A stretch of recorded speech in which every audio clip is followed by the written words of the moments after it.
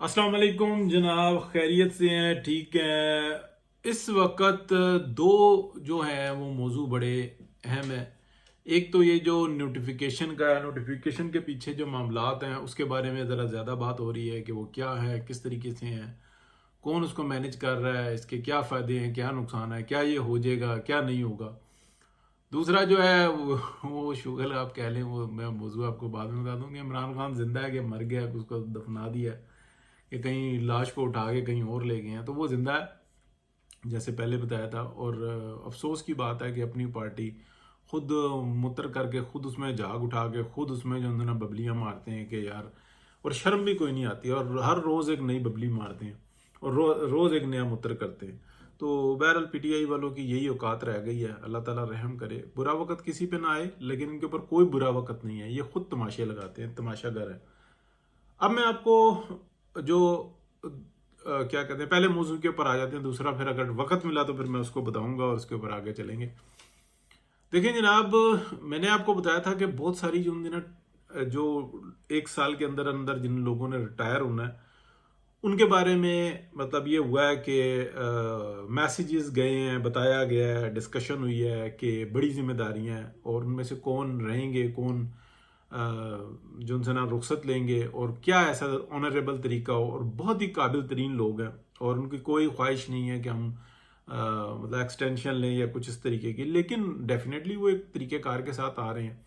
इनमें से कुछ ऐसे ख्वाहिशमंद होते हैं कि जो वो कहते हैं कि हम इस सीट के ऊपर रहें, तो उसको जो है ना डिपार्टमेंट कह लें, इदारा कह लें, वो इतना पसंद नहीं करता।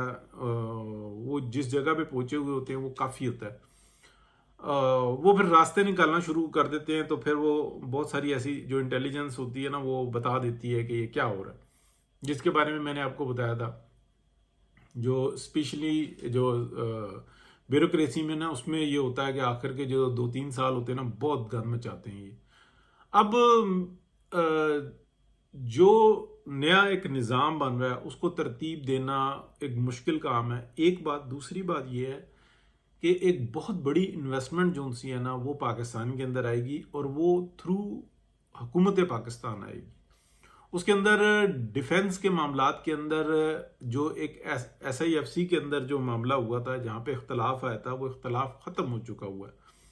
उसके अंदर आप कह लें कि अबसार आलम साहब की जो बात है ना वो थी कुछ और, किसी और रंग में उनके पास पहुंची, वो भी बयान उस तरीके से नहीं कर सके। और वो थी यही कि किसी भी डिपार्टमेंट को या इदारा कह लें, फौज को मिल्कियत ना दी जाए, किसी भी कोई भी चीज़ जो है ना उनकी प्रॉपर्टी ना बना दी जाए। अगर ऐसा हुआ तो पाकिस्तान को बर्बादी से कोई नहीं बचा सकेगा। ये मैंने डजन्स ऑफ व्लॉग्स में ना ये बात की हुई है, ये बाद में भी आई थी, ये पहले से चल रही होती हैं बातें। तो ये जो एक निज़ाम था जिसको बनाना मकसूद था, उसके ऊपर दिन और रात जो है ना काम जारी है। अब मैं आपको जो खबर है ना, जो मुख्तलिफ है थोड़ी, जो मुनीब फारूक साहब और दीगर लोग जो देते हैं, जो तलत सैन शाह साहब जो कहते हैं कि अकले कुल्लू में, वो देते हैं, उनसे थोड़ी सी मुख्तलिफ है। क्या इसके अंदर हुकूमत और सिविलियंस लोगों की मशावरत है? तो मैं आपको पूरे यकीन के साथ बता दूं कि दोनों की बराबर मशावरत है। पूरी टीम है, वो बात करते हैं, मशवरा करते हैं, इसको ऐसे कर लो, ऐसे कर लो, इस तरीके से बना लो।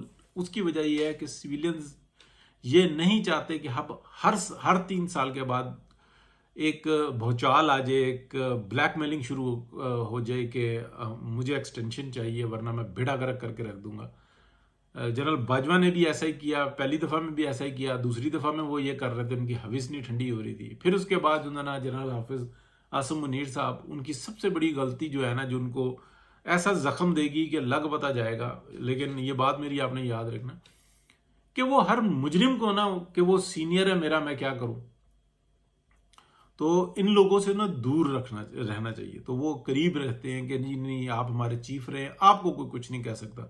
तो अब सीनियर तो जो होता ना शैतान इब्लीस भी है, फिर उसको भी प्रोटेक्ट करें। तो सीधी सी बात यह, मुजरिम को क्या प्रोटेक्ट करना, जिसने इस मुल्क की वाट लगा के रख दी। एक डॉक्ट्राइन, दूसरी डॉक्ट्राइन। हाँ, ये मैं पूरे आपको यकीन के साथ कह सकता हूँ कि ये जितने साफी हैं ना, ये इनकी कमज़ोर मालूमात है। کہ یہ جو نظام ہے یہ صرف اسٹیبلشمنٹ چلا رہی ہے، یہ ہائیبرڈ پروگرام ہے، اس کے علاوہ اس وقت میں چارہ کوئی نہیں ہے۔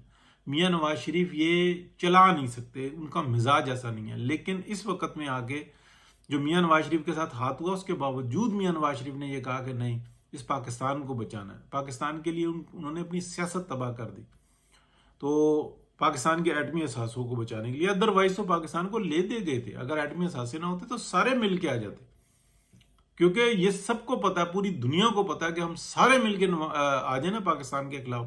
اور پاکستان کے پاس جو یہ نیوکلیئر ایسڈز ہیں یہ اتنی بڑی مقدار میں ہے کہ دنیا میں بچے گی کچھ نہیں، آدھی دنیا نہیں، یہ پوری دنیا تباہ ہو جائے گی، اتنے زیادہ اور اتنے جدید ترین، اور روک بھی نہیں کوئی سکتا۔ بہرحال اللہ تعالیٰ کی ذات ہے بڑی، تو یہ اس کی حفاظت بڑی ضروری تھی۔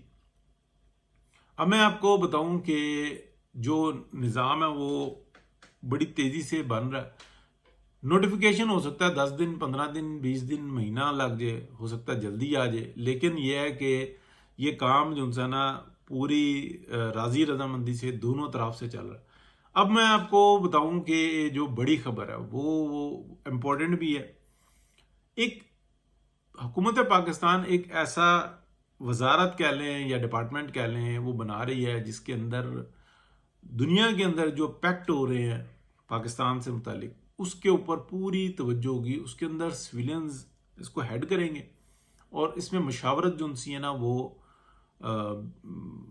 آپ کہہ لیں کہ آرمڈ فورسز کی بھی ہوگی، تو وہ کنیکٹڈ ہوں گے، لیکن اس کو جو ہولڈ کرے گا نا وہ پاکستان کی سویلین گورنمنٹ کرے گی، اور اس کے لیے بھی ایک جو 28ویں ترمیم کے اندر ہے نا یہ باقاعدہ اس کو آئینی تحفظ ہوگا، اور وہ آئینی ایک ادارہ ہوگا، ادارہ بھی کہہ سکتے ہیں اس کو، ڈپارٹمنٹ بھی کہہ سکتے ہیں، تو وہ جب بنے گا تو آپ کو پتہ لگے گا۔ اس کے اندر یہ ہے کہ جو انویسٹمنٹ آئے گی پاکستان کے اندر دفاع سے متعلق وہ اس کو سارا مینج کرے گا، یعنی کہ وہ کس طریقے سے کس کو کیا سہولت دینی ہے، اور پاکستان سیپریٹلی کیا ہوگا اور انٹرنیشنلی کیا ہوگا۔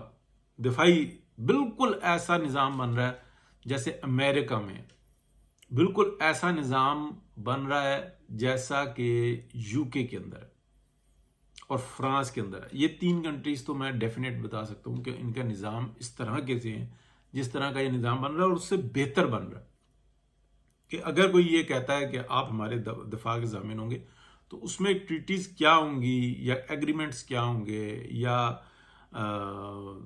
جو بھی طریقہ کار ہوگا اس کا سارا نظام جو ہے نا وہ ڈپارٹمنٹ مینیج کرے گا۔ اس کے لیے بہت زیادہ ٹائم لگ رہا ہے، اور 28ویں آئینی ترمیم میں وہ آپ بالکل کھل کر دیکھیں گے۔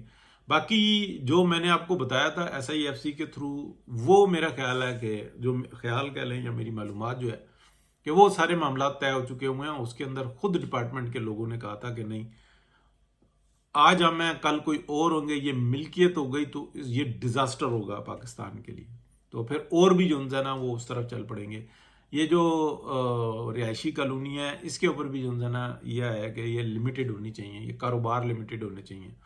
اس کی وجہ یہی ہے کہ یہ جو ہر 3 سال بعد، یعنی کہ جب ایک ہوس پیدا ہوتی ہے کہ میں یہ بھی بنا لوں، میں یہ بھی بنا لوں، تو وہ آرمی چیف جو بنتا ہے نا وہ بھی انسان ہوتا ہے، گوشت پوشت کا ہوتا ہے۔ جب وہ آتا ہے 1 سال تو وہ گزارتا ہے، اس کے بعد اس کو نا دل دھڑکتا ہے کہ میں نے 2 سال کے بعد ریٹائر ہو جانا ہے، اتنی زیادہ طاقت ہوتی ہے اس کے پاس، تو وہ کہتا ہے کہ بس ایسی کی تیسی پاکستان کی نظام حکومت الٹا کر کے رکھ دو، عوام کی ایسی تیسی کر دو، جہنم میں دھکیل دو، مجھے ایکسٹینشن چاہیے۔ اس چیز سے جان چھڑائی ہے اور بڑے طریقے کار کے ساتھ چھڑائی ہے۔ اب جس طریقے سے انڈیا کے اندر ایک نظام ہے یا امریکہ میں نظام ہے، وہ پاکستان میں نہیں بن سکتا۔ پاکستان کو اپنا نظام بنانا تھا، وہ بنایا، اللہ کرے اس کے اندر بہتری ہو، کوئی شیطانی کوئی عمل نہ شروع ہو جائے۔ بہت شکریہ جی، اللہ حافظ۔